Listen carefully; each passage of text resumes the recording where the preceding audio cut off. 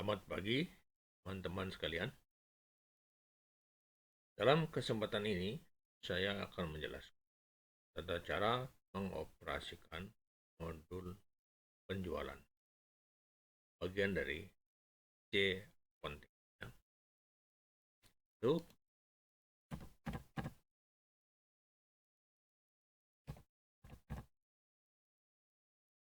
Oke, kita lanjut. Sandi lagi.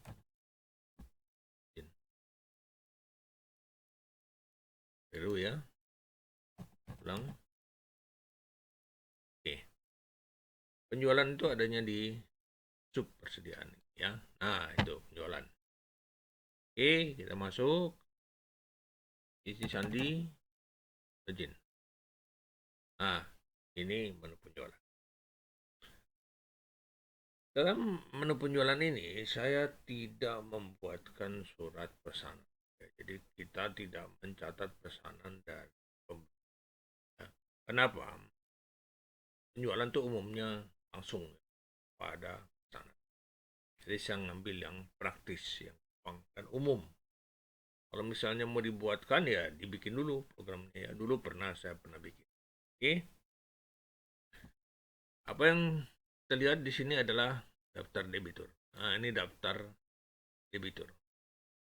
Hanya contoh ada penjualan tunai, ada penjualan ke PT sengketa, ada penjualan ke sini ya. Jadi nama-nama debitur kita ya. Jadi kita bikin dulu. Ini cara bikinnya tinggal tambah ya.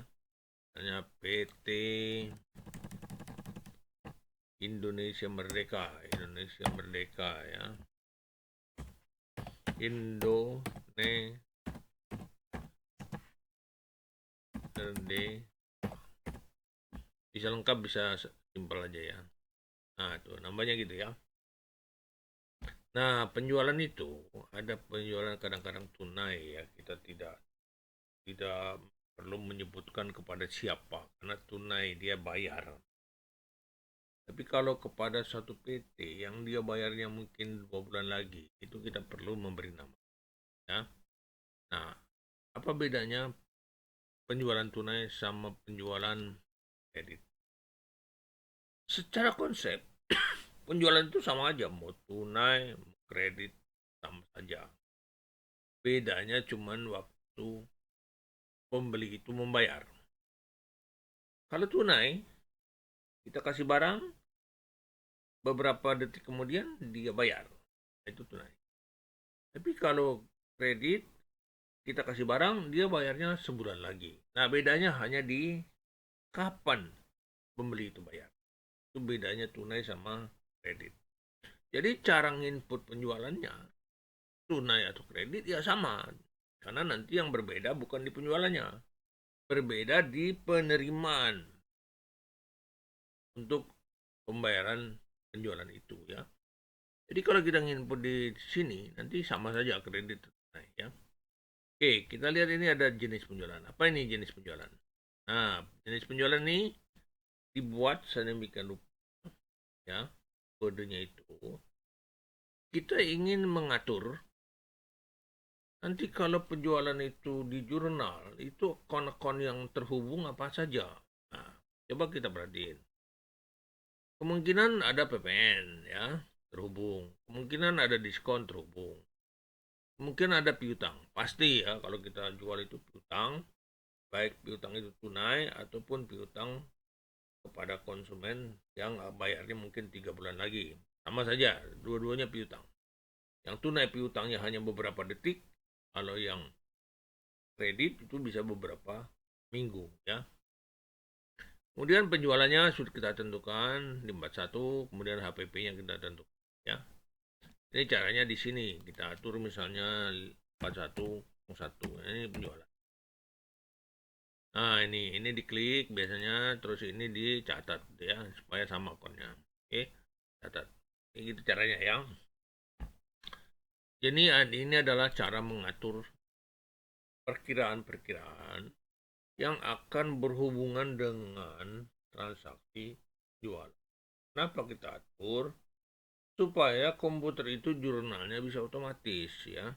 Komputer itu sebenarnya bukan barang yang istimewa. Dia kalau kita arahkan, kalau kita atur, baru dia teratur.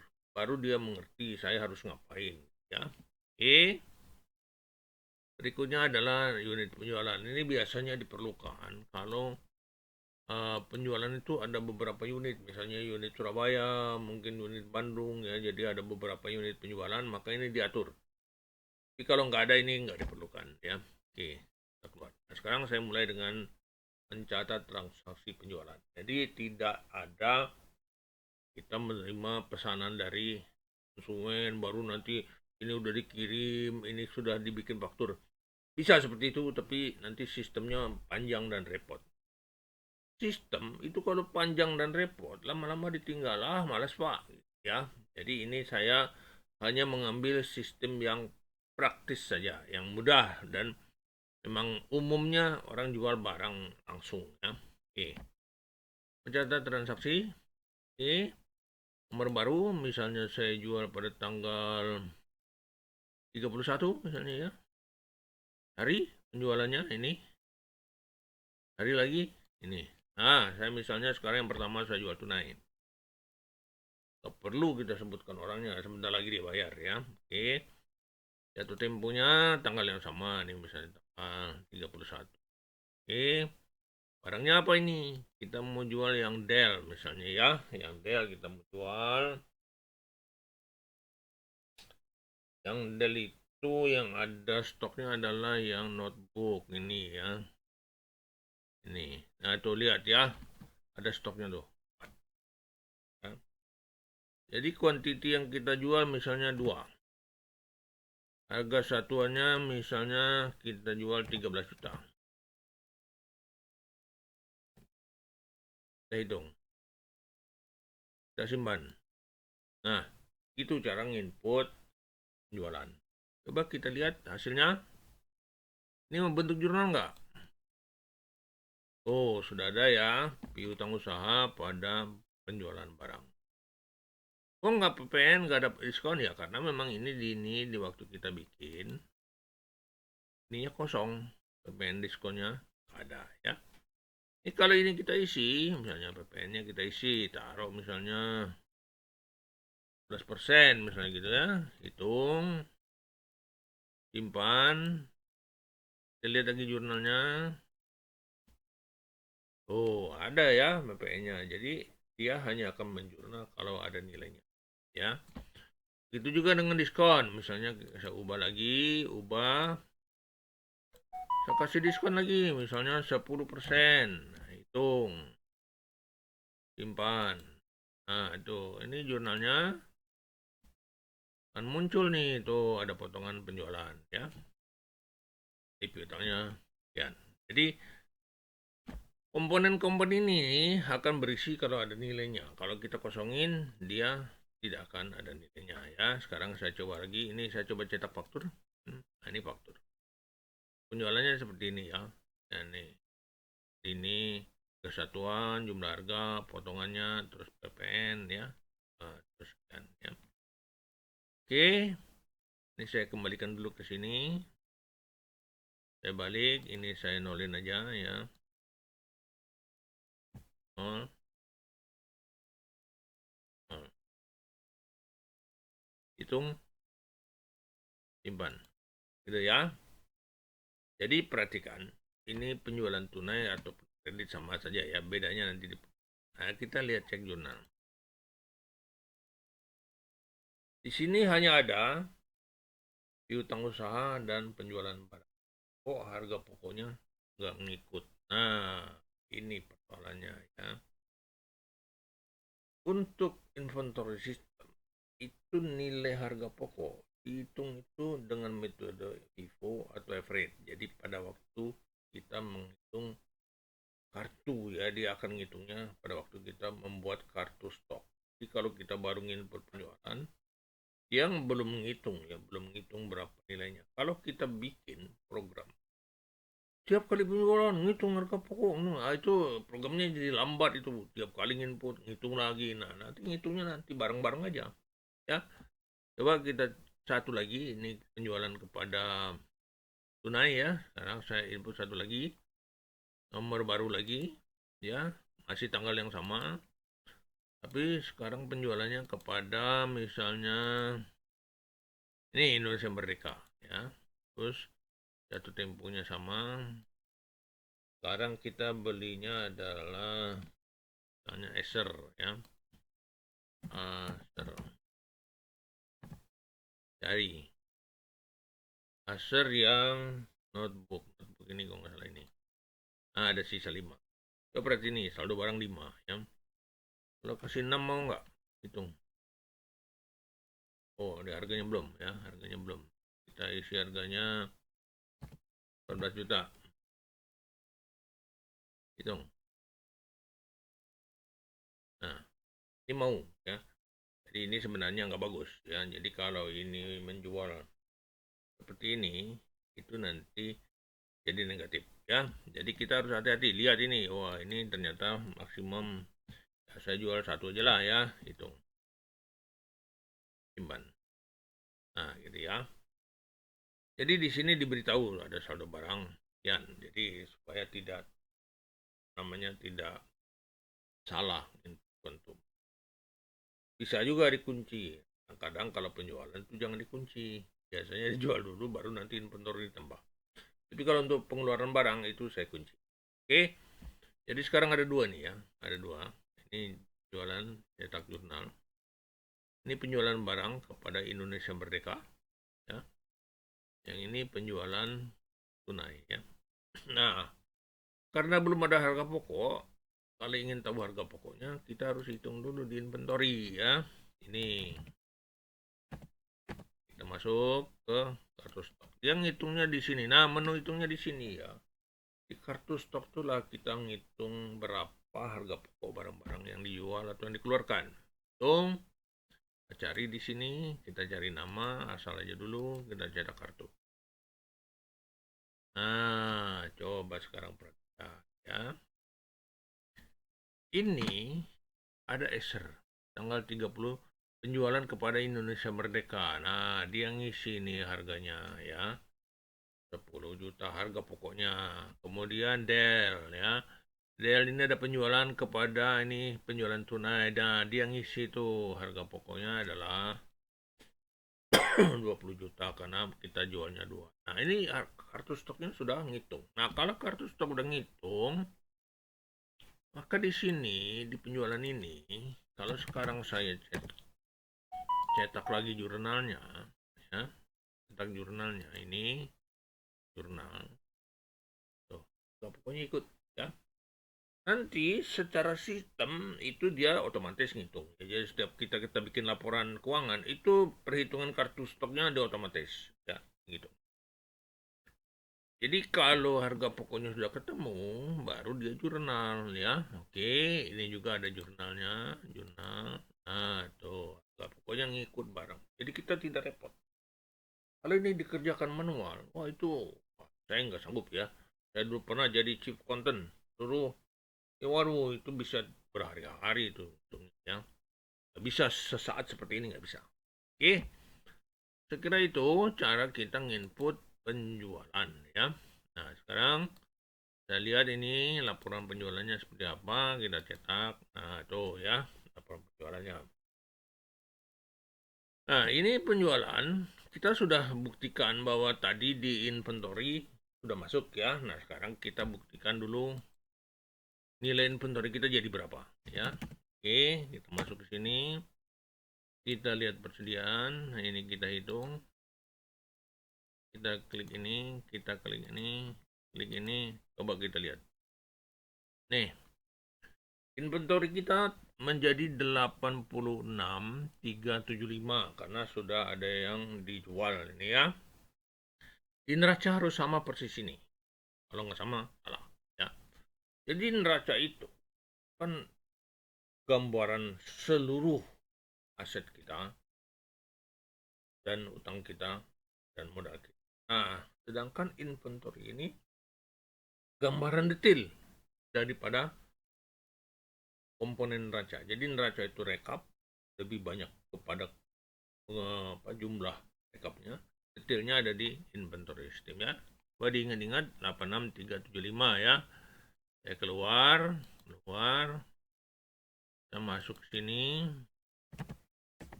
hitung. Nah, hitung tuh termasuk hitung harga pokok lagi ya, dia hitung, termasuk itu. Jadi pas kita klik gini, ini termasuk bikin harga pokok itu. Nah, udah sebentar aja dia. Ya. Oke. Kita lihat neraca sekarang. Kita lihat tanggal 31. Nah, itu.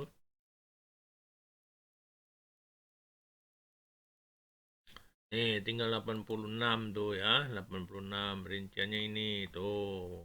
Ya, 40 juta ini terjual. Jadi kontrol. Nah, sekarang jadi begini. Nah, tuh, perjalanan barang dagangan kita tinggal 86. Tapi ini kita sekarang piutangnya naik tuh ya. Piutangnya naik. Tuh. Kalau kita ingin tahu piutang naiknya ke siapa, kita bisa klik seperti ini, piutangnya kita klik ini, perkiraannya ini, tuh ada piutang 67. Kita klik lagi sini, sub perkiraan. Nah, tuh ya, piutangnya. Jadi ada piutang tunai tuh, ya, sebesar 6. Terus ada lagi piutang ini kepada Indonesia Merdeka ya. Jadi terlihat akibat daripada transaksi penjualan itu di laporan keuangan. Oke, kita coba cetak ini ya. Kita lihat ini, cetak rinci. Nah, tuh ya. Piutang nambah 40 juta. Kemudian inventory ini ya berkurang 40 juta. Peralatan sekian juga ya. Jadi barang dagangan kita berkurang ini karena bukan hanya dijual ya. Nah, sekarang kita lihat ke harga pokok. Nah, kita lihat di harga pokoknya. Nah, ini penjualan barang 40 juta.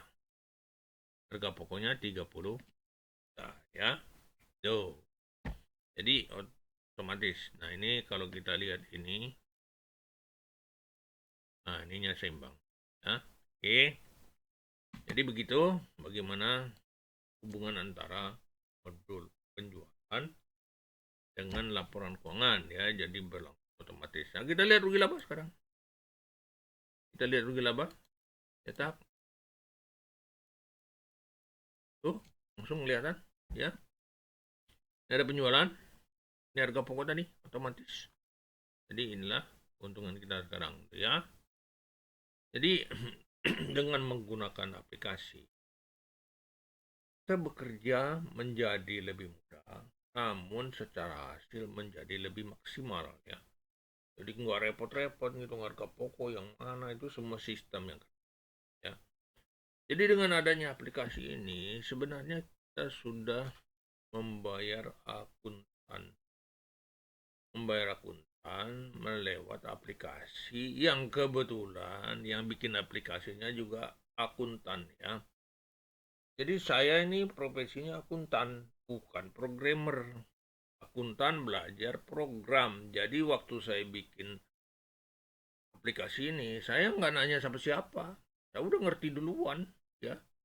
Jadi accountingnya saya udah paham duluan, tinggal saya perintah aja, muter kamu begini, kamu begini. Jadi ya alhamdulillah aplikasi ini sudah berjalan lebih dari 30 tahun dan ya tidak pernah salah ya. Karena accountingnya lebih berbobot daripada kalau yang bikin adalah programmer belajar accounting. Nah, biasanya ya cuma dapat sedikit ya. Pemahaman accountingnya tidak terlalu dalam ya, cuman dengar-dengar dari ya mungkin pembimbingnya ya. Kalau saya nggak usah nanya kemana-mana, saya udah tahu mesti bikin begini ya. Oke, saya kira itu penjelasan saya tentang modul penjualan ya. Jadi penjualan tuh begitu kita input ya, dia sudah membentuk jurnal. Oh. Jurnal ini saya bikin sendiri, nggak tanya-tanya. Saya udah tahu kalau penjualan mesti begini ya. Ini salah satu keuntungan kalau program itu dibuat oleh yang paham akan cerita penting ya. Jadi kalau dibikin dengan orang yang cuma dengarnya mungkin 10% atau 20%, ya tidak terlalu Baik ya. Oke, saya kira begitu jelasan dari saya. Oke ya. Sekian. Terima kasih.